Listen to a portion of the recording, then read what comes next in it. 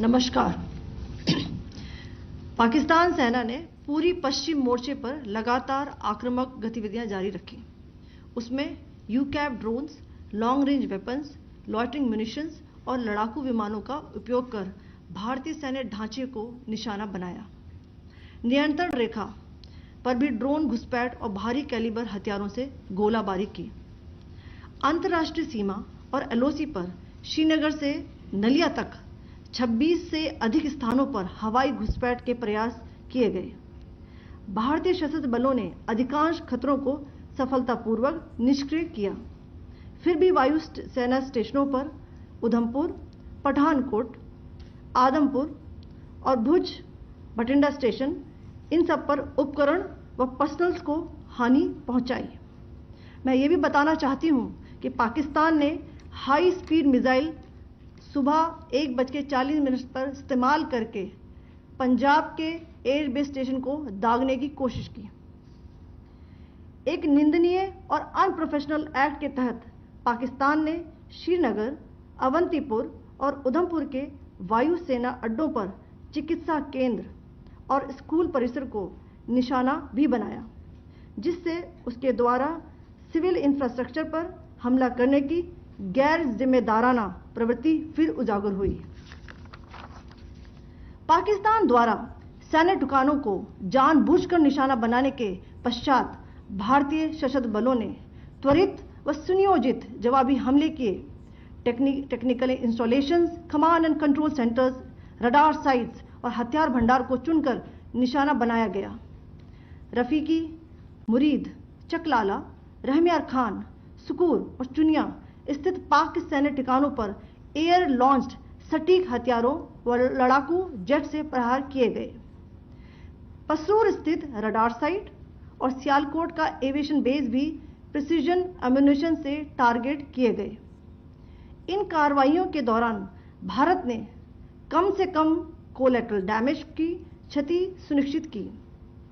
चिंता का विषय यह रहा कि पाकिस्तान ने लाहौर से उड़ान भरने वाले नागरिक विमानों की आड़ लेकर अंतर्राष्ट्रीय हवाई मार्गों का दुरुपयोग किया, ताकि वह अपनी गतिविधियां छिपा सके।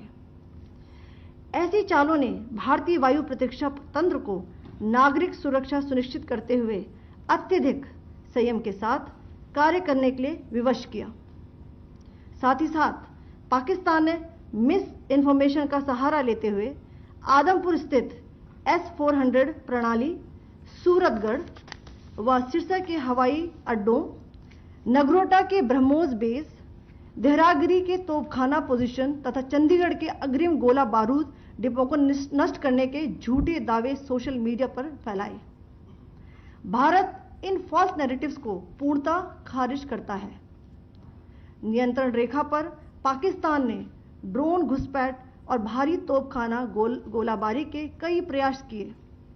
कुपवाड़ा, बारामूला, पुंछ, राजौरी और अखनूर सेक्टर्स में तोप, मोर्टार एवं हल्के हथियारों से भीषण गोलाबारी जारी रही।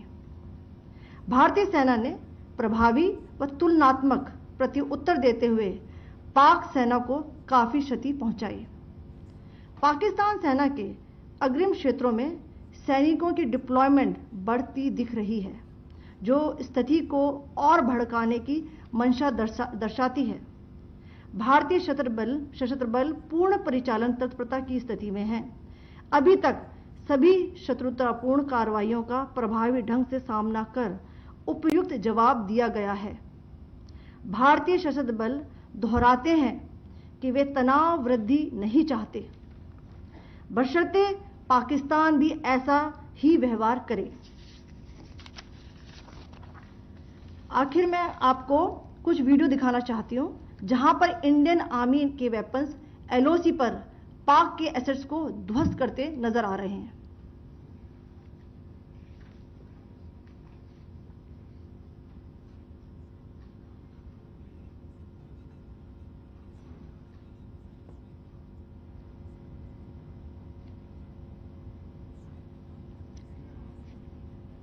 स्क्रीन में आप देख सकते हैं इस वीडियो को। Pakistan military continued with its provocation locations, carrying out aggressive actions employing multiple threat vectors all along the western border. Pakistan employed UCAV, drones, long-range weapons, loitering munitions and fighter aircrafts to target civilian areas and military infrastructure. Pakistan military also resorted to air intrusions using drones and firing of heavy caliber weapons along the line of control. Along the international border and the line of controls, air intrusion and several harassment attacks were also attempted from Srinagar till Nalia at more than 26 locations. Indian Armed Forces successfully neutralized these threats and majority of the vectors. However, limited damage was sustained to equipment and personnel at Indian Air Force stations at Udhampur, Pathankot, Adampur and Bhuj. There were also several high-speed missile attacks noticed subsequently after 0140 hours in the night at several air bases in Punjab. In a deplorable cowardly act, targeting of civilian infrastructure also had taken place, where Pakistan attacked the Medicare center and school premises at the air bases of Srinagar, Avantipur and Udhampur, yet again displaying irresponsible targeting of our civilian infrastructure. In a swift and calibrated response, Indian Armed Forces carried out precision attacks only on identified military targets. These included technical infrastructure, command and control centers, radar sites and weapon storage areas. Pakistan military targets at Rafiqi, Murid, Chaklala, Rahim Yar Khan, Sukur and Chunya were engaged using air-launched precision weapons from our fighter aircraft. Radar site at Pasroor and Sialkot Aviation Base were also targeted using precision munitions. While carrying out these responses, India ensured minimum collateral damage. Pakistan has also attempted to execute a continued malicious misinformation campaign with claims of destruction of Indian S-400 system at Adampur, destruction of airfields at Suratgarh and Sirsa, BrahMos base at Nagrota, RT gun positions at Derang Yari and Chandigarh forward ammunition depot, with heavy damages to other military stations being propagated on social media. India unequivocally rejects these false narratives being spread by Pakistan. Along the line of control also, Pakistan has attempted multiple air intrusions using drones and conducted shelling using heavy caliber RT guns, targeting civilian infrastructure and killing some civilians.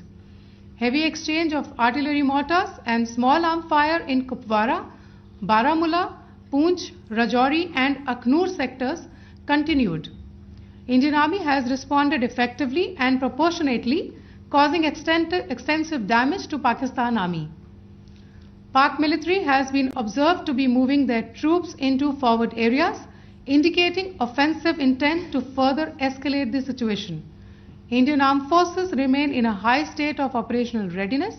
All hostile actions have been effectively countered and responded appropriately. Indian Armed Forces reiterate their commitment to non-escalation, provided it is reciprocated by the Pakistan military. At the end, I would also like to show you a few images of Air Force bases in the Punjab sector and Rajasthan sector, where it is mighty clear that we are debunking the Pakistani claims of causing destruction at these air bases. You can yourself see the normalcy in these Air Force stations. This is Sirsa, Suratgarh. The runways are intact.